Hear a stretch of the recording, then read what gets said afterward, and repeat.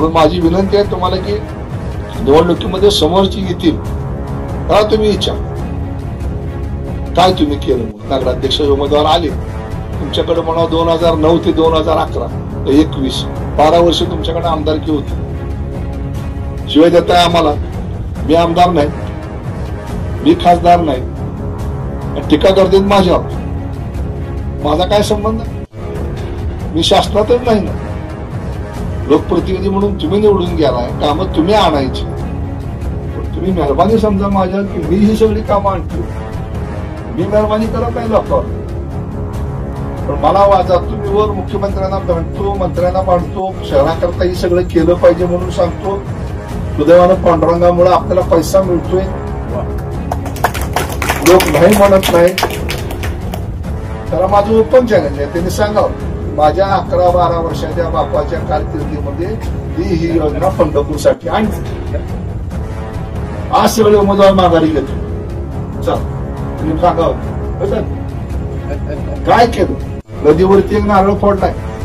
अशोक चव्हाण मुख्यमंत्री हे आमदार झाले. अजून तशीच भिंत तसंच दगड आहे. जाऊन बघा तुम्ही झाड बांधतो म्हणून. अशोक चव्हाणाचा माझ्याकडे फोटो आहेत, बातमी आहे, सगळं. ओपन चॅलेंज डिबेट करा. माझं ओपन चॅलेंज. तेव्हा टीका करणं ही सोपं आहे. दुसऱ्याला खड्डा दाखवणार तुझ्या हातात सत्ता आहे ना. 12 वर्ष दिलती ना. का धूळ बंद केलं नाही, का खड्डे बुजवले नाही, का रस्ते चांगले केले नाही.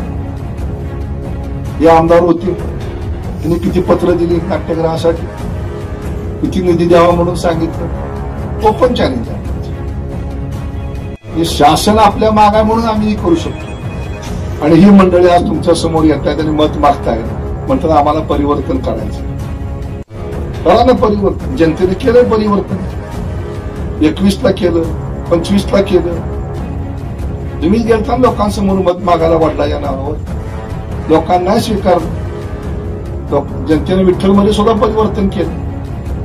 परिवर्तन जनतेला कुठं करायचं चांगलं माहित आहे.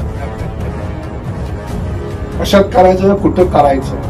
दुर्दैवानं माझा स्वभाव टीका करण्याचा नाही. अकाउंटेबिलिटी नावाची एक चीज असते आयुष्यामध्ये.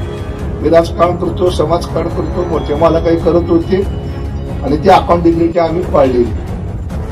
मी काही ठेकेदार नाही. मी इथला पंढरपूरला गल्ली ना गल्ली बोल ना बोल मला पाठ.